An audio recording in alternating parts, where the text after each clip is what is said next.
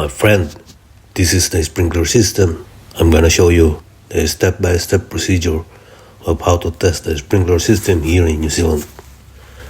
Of course, the first thing to do is to isolate the brigade. This is the Biotech panel.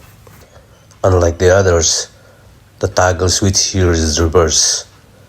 The normal position here is the downward position, and the isolate position is at the upward position, as you can see here in the toggle switch. This is the brigade isolation, and this is the lights indicator. So once you switch on the brigade, the orange light will lit on the indicator, as you can see here. So the orange light appears, and that means the isolation's engaging. So the next one is the evac isolation. We must to isolate the evac as well to avoid the sending signal to the fire alarm panel. Then this is our pressure gauge. So normally our pressure is at 1200 kPa, and if it's down to 150 kPa, which is 1050, it will cause defect to our panel, and if down another by 150 kPa, it will cause fire to our panel. We must approve that pressure when doing testing. And now I'm gonna start to drop in pressure. Let's take a look what's going on the system. So just focus on our pressure gauge, and now you see the hand lever. It's gradually down. It's going down to the yellow lane. And let's take a look as well in our panel. If the lights will lit, the indicator lights will lit once the defect.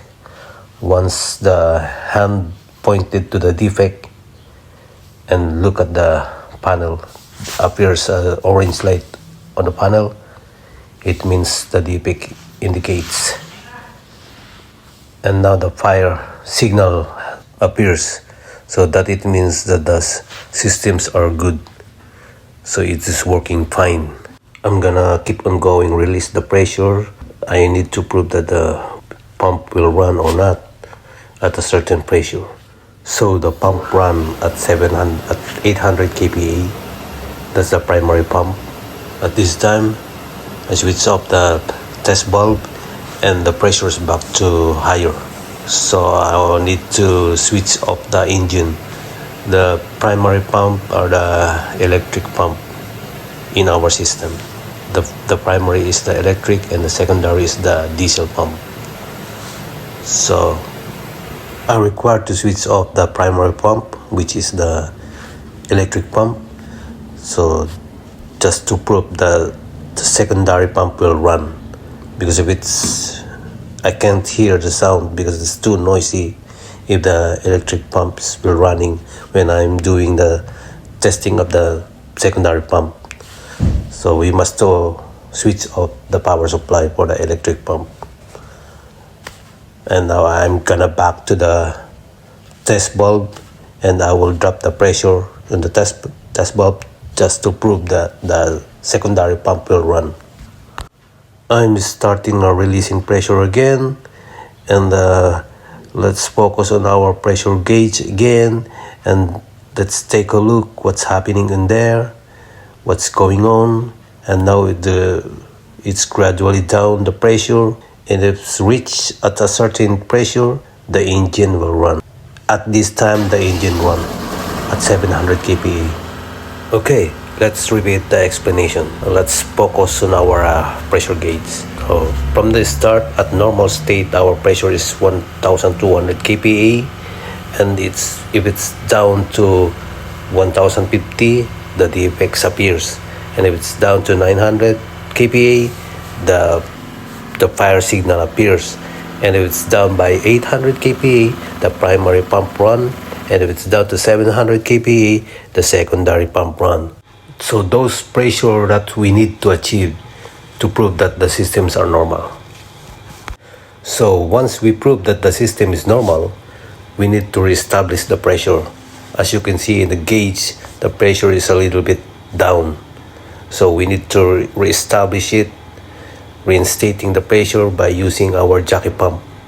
So we need to run the jockey pump, and we need to open the bulb, the fill line bulb, in and out. We need to open it because at normal state that's a closed position, so we need to open it and we run the jockey pump to reinstate the pressure.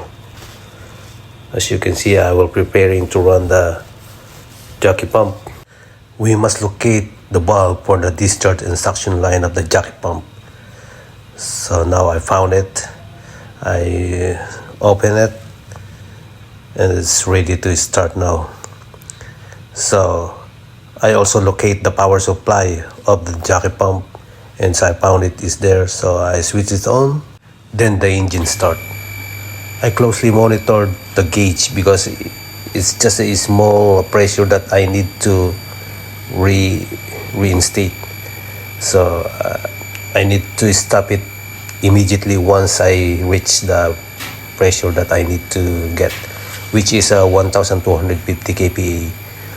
So jockey pump, sometimes it's hard to get water from the system, so we need help from our electric pump. At this time I run the electric pump as well, so it will help to pump up quickly until the pressures reestablish. As you can see, now I am preparing to stop the jockey pump, and I return back on the bulb in a closed position, and then after that I stop the engine as well, so the pressure is normalized, and I will reset all the defect and fire signal in the system.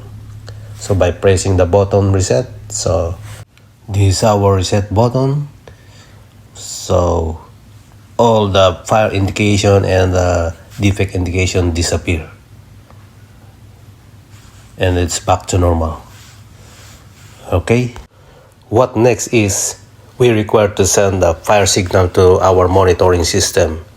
So by switching on the test toggle switch here, we need to switch it on up, and the isolate toggle switch, we need to back it to normal position.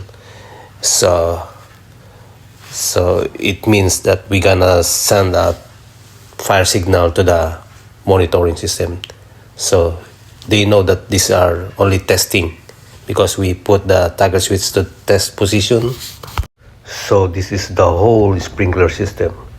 As you can see, so many bulbs in there.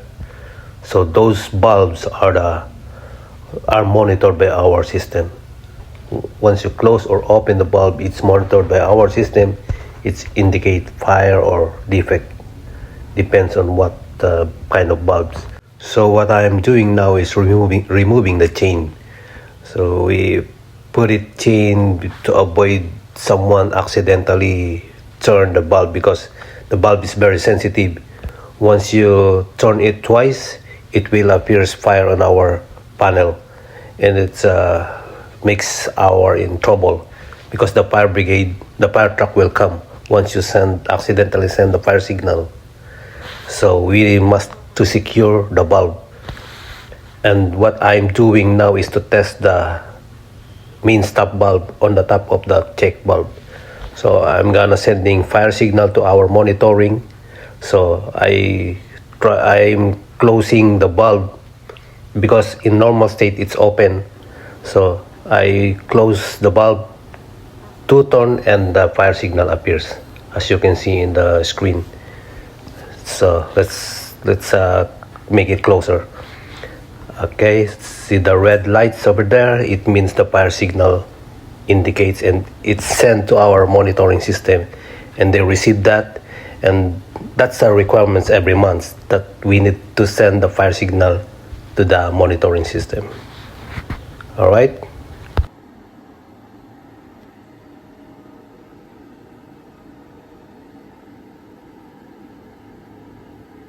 And now I'm gonna isolate the brigade again. So by switch on the toggle switch up, and I'm resetting all the fire signal back to normal. by pressing reset button, and now it's back to normal. So I put it back the chain, make the bulb secured so no one will accidentally turn, and yeah, I need to secure it and put a padlock over there so no one will accidentally turn the bulb, so that it's safe. So I think it's time to end this video because it's too long. So if you wish to make more videos like this, just please comment here, and then don't forget to subscribe to my channel because I'm gonna upload so many videos like this, and I hope you learn something from me. That's all I can show you right now. So goodbye and have a good day. Thank you.